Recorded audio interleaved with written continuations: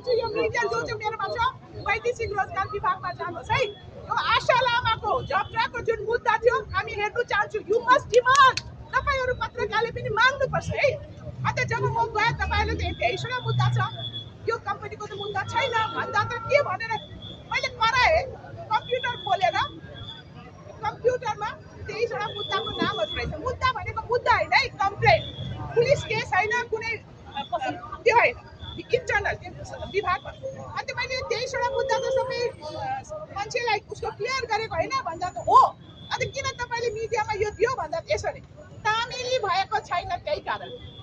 अब this is the corruption racket कि तपाईको यो सकेको मुद्दालाई तामिली गरेको छैन भने तिमी मिडियामा गएर उछाल्ने हो त। यहाँनिर देशै डुबायो, भ्रष्टाचार करप्सनले यतिको कमिसन खोले देश डुबायो, त्यसको कुरा छैन। तर आशालामा युए को राजदूत भन्दाखेरि यतिको नाटक गर्ने। अनि त्यति मात्रै हैन, त्यहाँबाट मैले उहाँलाई सोधेँ ठिकै छ यो फाइल देखाउनुहोस् जहाँनिर तपाईको मान्छेले कम्प्लेन गरेको फाइल त हुन्छ नि, त्यो फाइल दुईटै खाली। अहिले जानुहोस् त्यो विभागमा जब ट्र्याकको 23वटा उजुरी छ भने त्यो फाइल निकाल्नु भन्नुहोस्। मेरो सबुत प्रमाण त्यहाँ छ, किनभने कसै मान्छेलाई पैसा न फर्काएको छ न दिएको छ।